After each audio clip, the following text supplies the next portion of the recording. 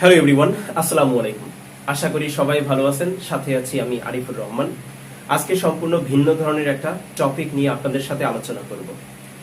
আজকের আলোচ্য বিষয় হচ্ছে ইডিয়াম্যাটিক কম্প্যারিজন। শুনে কিছুটা আশ্চর্য হতে পারেন, এটা আবার কি? ইডিয়াম্যাটিক কম্প্যারিজন হচ্ছে আমরা কিন্তু এভাবে দৈনন্দিন জীবনে কথা বলে থাকি। তোমার হাত দুটো বরফের মতো ঠান্ডা, সে শিয়ালের মতো চালাক। অথবা এভাবে বলি যে সে ঘোড়ার মতো শক্তিশালী। অথবা আপনি নিশ্চয়ই কাউকে না কাউকে এভাবে বলতে চেয়েছেন, ঘুষখোরেরা কুকুরের মতো লোভী। ডিয়ার লার্নার্স, এই ধরনের বাক্যগুলো কিভাবে বাংলা থেকে ইংলিশে ট্রান্সলেট করব সেটা আমরা একটু শিখব। এটা যদি আমরা শিখে নিতে পারি তাহলে দৈনন্দিন জীবনে ইংলিশে কথা বলার ক্ষেত্রে অনেকটাই ফ্রুটফুল হবে বলে আমি মনে করি। তাই ডিয়ার লার্নার্স, চলুন আমরা সরাসরি মূল আলোচনায় চলে যাচ্ছি। এবং এখানে আমি কিছু আপনাদের সুবিধার্থে ইডিয়াম্যাটিক কম্প্যারিজন এর সাথে এক্সাম্পল সেন্টেন্সও ব্যবহার করেছি। ইডিয়াম্যাটিক কম্প্যারিজনটা শিখব এবং এর সাথে সাথে এক্সাম্পল সেন্টেন্সগুলোও শিখে নিব। কারণ এখানে আমি এমন কিছু এক্সাম্পল সেন্টেন্স ব্যবহার করেছি, এইগুলোই সাধারণত আমরা ডেইলি লাইফে ইংলিশে কথা বলার ক্ষেত্রে সবচেয়ে বেশি ব্যবহার করে থাকি, রাইট? সেক্ষেত্রে দেখেন, প্রথমে এক্সাম্পল সেন্টেন্সে রয়েছে as meritorious as me. Meritorious এর অর্থ হচ্ছে মেধাবী। মেরিটোরিয়াস এর অর্থ হচ্ছে মেধাবী। আমরা কিন্তু বলি যে সুতরাং এটা দেখেন, অ্যাজ মেরিটোরিয়াস অ্যাজ মি, এই ইডিয়াম্যাটিক কম্প্যারিজন এইটুকুর অর্থ হচ্ছে আমার মতো মেধাবী। যদি বলি যে সে আমার মতো মেধাবী, তাহলে ইংলিশটা হবে এভাবে, he is as meritorious as me. সে আমার মতো মেধাবী। অথবা আপনি কিন্তু এখানে সাবজেক্ট পরিবর্তন করে বলতে পারেন যে তুমি আমার মতো মেধাবী। সেক্ষেত্রে আপনি বলবেন, হি এর স্থানে ইউ বলবেন, you are as meritorious as me. তুমি আমার মতো মেধাবী, সেন্টেন্সটা কি হবে? You are as meritorious as me. আবার যদি বলেন যে রাজু আমার মতো মেধাবী, তাহলে কি বলবেন? তাহলে আপনি সাবজেক্টের এখানে রাজু ব্যবহার করবেন, Raju is as meritorious as me. Raju আমার মতো মেধাবী। সুতরাং আপনি এভাবে একটা ইডিয়াম্যাটিক কম্প্যারিজন নিয়ে একাধিক সেন্টেন্স তৈরি করবেন সাবজেক্ট পরিবর্তন করে। সুতরাং সে আমার মতো মেধাবী, আমরা কিন্তু শুধু এই সেন্টেন্সের মধ্যে সীমাবদ্ধ থাকি না। আমরা কিন্তু বলি তুমি আমার মতো মেধাবী, তারা আমার মতো মেধাবী, অথবা সুমন আমার মতো মেধাবী। ঠিক আছে? সেক্ষেত্রে আপনি সাবজেক্ট অনুযায়ী সাবজেক্টটা বসিয়ে একটু একাধিক সেন্টেন্স তৈরি করে প্র্যাকটিস করবেন, তাহলে কিন্তু অনেকগুলো সেন্টেন্স হয়ে যাবে। পরের এক্সাম্পল সেন্টেন্সটা রয়েছে as honest as you. Honest এর অর্থ হচ্ছে সৎ। তাহলে আপনি বলবেন যে অ্যাজ অনেস্ট অ্যাজ ইউ, তোমার মতো সৎ, তোমাদের মতো সৎ, আপনার মতো সৎ, অথবা আপনাদের মতো সৎ। এখানে ইউ বলতে তুমি, তোমরা, আপনি, আপনারা। সুতরাং এভাবে যদি বলি যে আমি তোমার মতো সৎ, তাহলে আপনি সেন্টেন্সটা এভাবে বলবেন, am as honest as you. I am as honest as you. আমি তোমার মতো সৎ। যদি একটু দ্রুত বলতে যান, কন্ট্রাকশন ব্যবহার করে, আম অ্যাজ অনেস্ট অ্যাজ ইউ। আমি তোমার মতো সৎ। অথবা আপনি কিন্তু সেন্টেন্সটা পরিবর্তন করতে পারেন যে সে আমার মতো সৎ, তাহলে কি হবে? He is as honest as me. সে আমার মতো সৎ। যদি আমার মতো সৎ হয় তাহলে কি বলবেন? অ্যাজ অনেস্ট অ্যাজ মি, আমার মতো সৎ। অথবা যদি বলেন রাজুর মতো সৎ, as honest as Raju, right? পরের এক্সাম্পল সেন্টেন্সটা হচ্ছে as busy as bee. As busy as bee. Busy এর অর্থ হচ্ছে ব্যস্ত, আর বি এর অর্থ হচ্ছে মৌমাছি। সুতরাং অ্যাজ বিজি অ্যাজ বি এর অর্থ হচ্ছে মৌমাছির মতো ব্যস্ত। আমরা কিন্তু এভাবে কাউকে যদি সচরাচর না পেয়ে থাকি, আমরা কিন্তু এভাবে বলি যে সে ইদানিং মৌমাছির মতো ব্যস্ত, অথবা তুমি ইদানিং মৌমাছির মতো ব্যস্ত। তাহলে সেন্টেন্সটা আপনি এভাবে বলবেন। ইদানিং এর ইংলিশটা কি? নাওএডেজ। নাওএডেজ এর অর্থ হচ্ছে ইদানিং, অথবা আজকাল। এভাবে কিন্তু বলি যে সে আজকাল মৌমাছির মতো ব্যস্ত, অথবা সে ইদানিং মৌমাছির মতো ব্যস্ত। তাহলে ইংলিশটা হচ্ছে nowadays she is as busy as bee. সে ইদানিং মৌমাছির মতো ব্যস্ত। পরের সেন্টেন্সটা দেখেন, as cold as ice, as cold as ice এর অর্থ হচ্ছে বরফের মতো ঠান্ডা। আমরা কিন্তু এভাবে বলি, cold এর অর্থ হচ্ছে ঠান্ডা, ice এর অর্থ হচ্ছে বরফ, বরফের মতো ঠান্ডা। তাহলে ইংলিশটা হবে as cold as ice, বরফের মতো ঠান্ডা। সুতরাং আপনি শীতের সিজনে কাউকে না কাউকে বলেছেন তোমার হাত দুটো বরফের মতো ঠান্ডা, তাহলে এবার আপনি বাংলায় না বলে ইংলিশে বলবেন ঠিক এভাবে, your hands are as cold as ice, তোমার হাত দুটো বরফের মতো ঠান্ডা। এখানে হাত দুটো বলতে আমি হ্যান্ডস ব্যবহার করেছি, যেহেতু মানুষের দুটো হাত থাকে এজন্য হ্যান্ডের সাথে এস যোগ করলে প্লুরাল হয়ে যাবে এবং দুটো হাত বুঝাবে। তাহলে তোমার হাত দুটো এর ইংলিশ হচ্ছে your hands, রাইট? এবং হাত দুটো এই জন্য প্লুরাল সাবজেক্ট, যার জন্য আমি আর ব্যবহার করেছি। সুতরাং তোমার হাত দুটো বরফের মতো ঠান্ডা, তাহলে ইংলিশটা এভাবে হবে, your hands are as cold as ice, তোমার হাত দুটো বরফের মতো ঠান্ডা। সুতরাং তোমার হাত দুটো যদি বরফের মতো ঠান্ডা থাকবে তা না, তার হাত দুটো বরফের মতো ঠান্ডা, অথবা লাবিবের হাত দুটো বরফের মতো ঠান্ডা, সেক্ষেত্রে আপনি এখানে সাবজেক্ট আপনার ইচ্ছে মতো পরিবর্তন করে নেবেন, রাইট? যার হাত দুটো ঠান্ডা থাকবে সেই হবে সাবজেক্ট। পরেরটা দেখেন, as fast as light, fast এর অর্থ হচ্ছে দ্রুত, রাইট? ফাস্ট এর অর্থ হচ্ছে দ্রুত, লাইট এর অর্থ হচ্ছে আলো। সুতরাং as fast as light এর অর্থ হচ্ছে আলোর মতো দ্রুত। তাহলে আলোর মতো দ্রুত কি হতে পারে? হতে পারে হচ্ছে, আমরা কিন্তু এভাবে বলি যে খারাপ সংবাদ আলোর মতো দ্রুত ছড়ায়, খারাপ সংবাদ আলোর মতো দ্রুত ছড়ায়। কিন্তু আমরা এভাবে বলি যে খারাপ সংবাদ বাতাসের আগে চলে, রাইট? সেক্ষেত্রে আপনি ওটা না বলে এভাবে বলবেন যে আলোর মতো দ্রুত ছড়ায়। এখানে ছড়ানোর ইংলিশটা কি? স্প্রেড। স্প্রেড মানে হচ্ছে ছড়ানো কিংবা ছড়িয়ে পড়া অথবা ছড়িয়ে দেয়া, রাইট? সেখানে দেখেন, ব্যাড নিউজ খারাপ সংবাদ spreads as fast as light, খারাপ সংবাদ আলোর মতো দ্রুত ছড়ায়, রাইট? সেক্ষেত্রে এখন থেকে এই কথাগুলো আমরা বাংলায় না বলে ইংলিশে বলার চেষ্টা করব, রাইট? পরের সেন্টেন্সটা, as pretty as a picture, pretty এর অর্থ হচ্ছে সুন্দর কিংবা চমৎকার।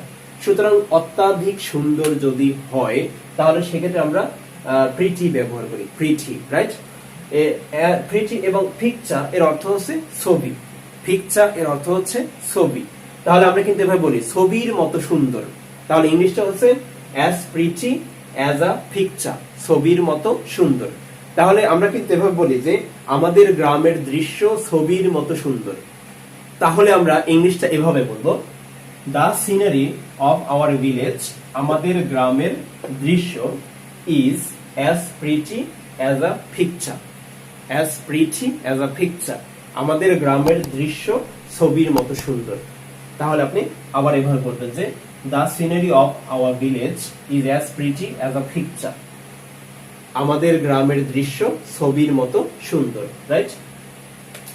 পরেরটা রয়েছে as soft as silk, soft এর অর্থ হচ্ছে নরম বা কোমল, রাইট? নরম হিসেবেও সফট, কোমল এর ইংলিশটাও হচ্ছে সফট। সিল্ক এর অর্থ হচ্ছে রেশম। আমরা কিন্তু এভাবে, তাহলে দেখেন as soft as silk, রেশমের মতো নরম অথবা রেশমের মতো কোমল। আমরা এভাবে বলি না যে তোমার চুলগুলো রেশমের মতো নরম অথবা তোমার চুলগুলো রেশমের মতো কোমল, এভাবে বলে থাকি তো, রাইট?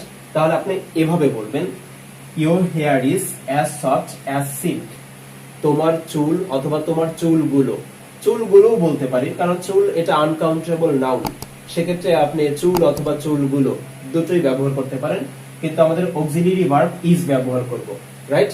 তোমার চুল রেশমের মতো নরম, তাহলে ইংলিশটা হবে your hair is as soft as silk, তোমার চুল রেশমের মতো কোমল অথবা নরম। পরেরটা দেখেন, as bounteous as nature, এর অর্থ হচ্ছে প্রকৃতির মতো উদার। bounteous এর অর্থ হচ্ছে উদার, bounteous এর অর্থ হচ্ছে উদার, তার nature এর অর্থ হচ্ছে প্রকৃতি। তাহলে আমরা কিন্তু এভাবে বলি প্রকৃতির মতো উদার, তাহলে ইংলিশটা হবে as bounteous as nature, তাহলে এভাবে বলি না যে তোমার হৃদয় প্রকৃতির মতো উদার, তার হৃদয় প্রকৃতির মতো উদার, অথবা তার হৃদয় অথবা তার মন প্রকৃতির মতো উদার। তাহলে এই সেন্টেন্সগুলো আমরা কিভাবে বলবো? তার হৃদয় এর ইংলিশ হচ্ছে হিজ হার্ট। হিজ হার্ট এর অর্থ হচ্ছে তার হৃদয়। Is as bounteous as nature, তার হৃদয় প্রকৃতির মতো উদার। রাইট, ইংলিশটা কি হবে তাহলে? His heart is as bounteous as nature. Right, পরের সেন্টেন্সটা রয়েছে as beautiful as the moon. এর অর্থ হচ্ছে বিউটিফুল এর অর্থ হচ্ছে সুন্দর, দ্য মুন এর অর্থ হচ্ছে চাঁদ। আমরা কিন্তু এভাবে বলি চাঁদের মতো সুন্দর। তাহলে ইংলিশটা হচ্ছে as beautiful as the moon, চাঁদের মতো সুন্দর। আমরা কিন্তু প্রিয় মানুষটাকে উদ্দেশ্য করে বলি তুমি চাঁদের মতো সুন্দর।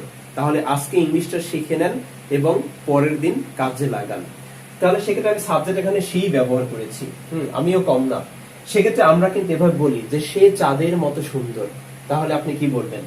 She is as beautiful as the moon, সে চাঁদের মতো সুন্দর।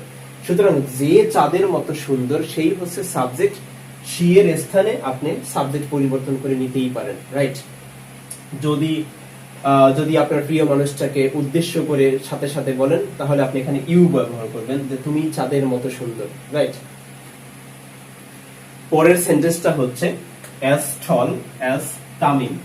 এর অর্থ হচ্ছে টল এর অর্থ হচ্ছে লম্বা এবং তামিম একজন ব্যক্তির নাম। সুতরাং তা অ্যাজ টল অ্যাজ তামিম এর অর্থ হচ্ছে তামিমের মতো লম্বা। আমরা কিন্তু এভাবে বলি যে তুমি তামিমের মতো লম্বা, অথবা সে শামিমের মতো লম্বা, অথবা শামিম তামিমের মতো লম্বা। তাহলে এই যে কম্প্যারিজন, এটা আমরা কিভাবে করব?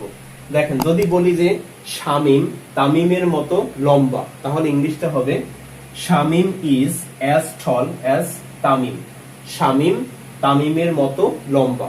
সুতরাং যে যার মতো লম্বা, সুতরাং আপনারা নামটা একটু পরিবর্তন করে নেবেন। রাইট, যদি বলি যে রাজু তামিমের মতো লম্বা, তাহলে ইংলিশটা এভাবে হবে Raju is as tall as Tamim, Raju তামিমের মতো লম্বা। রাইট, সুতরাং যে যার মতো লম্বা সেটা আপনার এই কম্প্যারিজনের ক্ষেত্রে নামটা পরিবর্তন করে নেবেন। দেখেন, পরের এক্সাম্পল সেন্টেন্সটা রয়েছে as a strong as a হোর্স। দেখেন, এখানে এ স্ট্রং এর অর্থ হচ্ছে শক্তিশালী, এটা আমরা সবাই জানি। আর এটার উচ্চারণটা আমরা সাধারণত অ্যাজ ইউজুয়াল হর্স করে থাকি। হর্স এর অর্থ হচ্ছে ঘোড়া। সুতরাং ব্রিটিশ সাউন্ডে রয়েছে হোর্স, ব্রিটিশ সাউন্ডে বলবে হোর্স।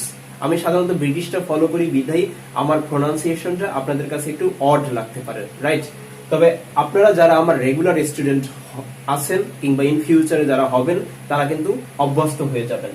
সুতরাং যদি এভাবে বলি যে ঘোড়ার মতো শক্তিশালী, এভাবে কিন্তু বলি যে ঘোড়ার মতো শক্তিশালী, তাহলে ইংলিশটা এভাবে হবে যে as a strong as a হোর্স, as a strong as a হোর্স, ঘোড়ার মতো শক্তিশালী। সুতরাং আমরা কিন্তু এভাবে বলি যে লোকটি ঘোড়ার মতো শক্তিশালী। যার যদি অতিরিক্ত এবং একটু বেশি শক্তি থেকে থাকে তাহলে কিন্তু আমরা এভাবে বলি যে লোকটি ঘোড়ার মতো শক্তিশালী। তাহলে ইংলিশটা হবে the man is as a strong as a হোর্স, লোকটি ঘোড়ার মতো শক্তিশালী। সুতরাং যাকে আপনার খুব বেশি শক্তিশালী মনে হবে সে হবে সাবজেক্ট। সুতরাং আপনি দ্য ম্যান এর স্থানে আপনি সেই লোকটাকে ব্যবহার করবেন। তামিম ঘোড়ার মতো শক্তিশালী, শামিম ঘোড়ার মতো শক্তিশালী, রাজু ঘোড়ার মতো শক্তিশালী, তুমি ঘোড়ার মতো শক্তিশালী, সে ঘোড়ার মতো শক্তিশালী। সুতরাং আমি যে সাবজেক্টগুলো ব্যবহার করেছি এই সাবজেক্টগুলো দা ম্যান এর স্থানে বসিয়ে আপনি সেন্টেন্সটা কমপ্লিট করে প্র্যাকটিস করবেন। রাইট, সুতরাং ডিয়ার লার্নার্স, সেম আরো একটা সেন্টেন্স আমরা এখানে পেতে পারি, সেটা হচ্ছে as bold as a lion. এর অর্থ হচ্ছে সিংহের মতো সাহসী। বোল্ড এর অর্থ হচ্ছে সাহসী এবং লায়ন এর অর্থ হচ্ছে সিংহ, এটা আমরা সবাই জানি। সুতরাং সিংহের মতো সাহসী এর ইংলিশটা হচ্ছে কি as bold as a lion, সিংহের মতো সাহসী। তাহলে দেখেন, এভাবে কিন্তু বলতে পারি যে লোকটি সিংহের মতো সাহসী। তাহলে আপনি এই as a strong as a horse এটার পরিবর্তে আপনি as bold as a lion এটা ব্যবহার করবেন। ফুল সেন্টেন্সটা এভাবে হবে, বাংলাটা যদি হয় এভাবে যে লোকটি সিংহের মতো সাহসী, তাহলে ইংলিশটা হবে এভাবে the man is as bold as a lion, লোকটি সিংহের মতো সাহসী, রাইট? পরের সেন্টেন্সটা হয়েছে as cunning as a fox. Cunning এর অর্থ হচ্ছে দ্রুত এবং ফক্স এর অর্থ হচ্ছে শিয়াল। আমরা কিন্তু এভাবে বলি শিয়ালের মতো দ্রুত। আপনি জানেন যে শিয়াল খুব দ্রুতগামী একটা প্রাণী, অথবা শিয়াল খুব চালাক একটা প্রাণী, রাইট? সুতরাং শিয়ালের মতো দ্রুত এর ইংলিশটা হচ্ছে as cunning as a Fox, শিয়ালের মতো দ্রুত। সুতরাং আমরা কিন্তু এভাবে বলি যে চোরটি শিয়ালের মতো দ্রুত, তাহলে চোর ইংলিশ হচ্ছে থিফ, চোর ইংলিশ হচ্ছে থিফ, তাহলে চোরটি এর ইংলিশ হচ্ছে দা থিফ। সুতরাং এভাবে যদি বলি যে চোরটি শিয়ালের মতো দ্রুত, তাহলে ইংলিশটা হবে the thief is as cunning as a fox, চোরটি শিয়ালের মতো দ্রুত, রাইট? পরেরটা রয়েছে as hot as fire. Fire এর অর্থ হচ্ছে আগুন, হট এর অর্থ হচ্ছে গরম। সুতরাং আমরা কিন্তু এভাবে বলি আগুনের মতো গরম, তাহলে ইংলিশটা কি হচ্ছে অ্যাজ হট অ্যাজ ফায়ার, আগুনের মতো গরম। আমরা কিন্তু এভাবে বলি যে খাবার আগুনের মতো গরম, খাবো কিভাবে? আমরা যখন ভাত খেতে যদি যাই, অথবা কেউ যদি আমাকে ভাত খেতে ডাকে, ভাত যদি গরম হয়, তাহলে কিন্তু আমরা এভাবে বলি যে খাবো কিভাবে, খাবার তো আগুনের মতো গরম। তাহলে আপনি ইংলিশটা এভাবে বলবেন the food is as hot as fire, খাবার আগুনের মতো গরম। সুতরাং যেই জিনিসটা আগুনের মতো গরম থাকবে সেটা হবে আমাদের সাবজেক্ট। সুতরাং দা ফুড এর স্থানে আপনি সাবজেক্টটা পরিবর্তন করে নেবেন, রাইট? যদি বলেন যে ভাত আগুনের মতো গরম, তাহলে কি হবে the rice is as hot as fire, right? ভাত আগুনের মতো গরম। পরেরটা as greedy as a dog. Dog এর অর্থ হচ্ছে কুকুর, সেটা আমরা সবাই জানি। গ্রিডি এর অর্থ হচ্ছে লোভী। সুতরাং as greedy as a dog এর অর্থ হচ্ছে কুকুরের মতো লোভী। আমরা কিন্তু এভাবে বলি যে ঘুষখোরেরা কুকুরের মতো লোভী, অথবা লোকটি কুকুরের মতো লোভী। এভাবে যে কুকুরের মতো লোভী থাকবে সে হবে সাবজেক্ট। সুতরাং আমি এখানে সাবজেক্ট ব্যবহার করেছি গ্রাফটা, আর গ্রাফটা এর অর্থ হচ্ছে ঘুষখোর। সুতরাং ঘুষখোর কুকুরের মতো লোভী, তাহলে ইংলিশটা আমরা এভাবে বলবো a grafter is as greedy as a dog, ঘুষখোর কুকুরের মতো লোভী। পরেরটা as easy as you think. তুমি যতটা সহজ মনে করো, তুমি যতটা সহজ মনে করো এটা তত সহজ নয়। এভাবে কিন্তু আমরা বাংলা বলি তুমি কাজটা যত সহজ মনে করো কাজটা তত সহজ নয়। সুতরাং এটা তুমি যত সহজ মনে করো এটা তত সহজ নয়।